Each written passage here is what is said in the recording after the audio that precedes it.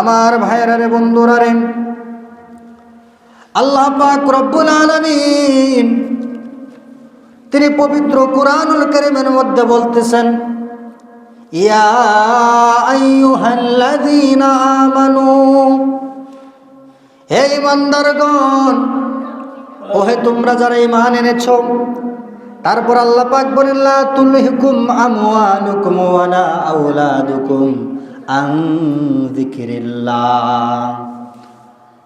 আল্লাহ তিনি বয়ান করছেন, তিনি ইরশাদ করছেন, ও ঈমানদারেরা, তোমরা যারা ঈমান এনেছো, তোমাদের ধন দৌলত, তোমাদের সন্তান সন্ততি, ওই জিনিসগুলো যেন তোমাদেরকে আন যিকরিল্লাহ, আমি আল্লাহর স্মরণ থেকে, আমি আল্লাহর জিকির থেকে যেন তোমাদেরকে বিরত না রাখে, এই কথা আল্লাহ পাক কোরআনের মধ্যে ঘোষণা করেছেন। বলেন আল্লাহু আকবার।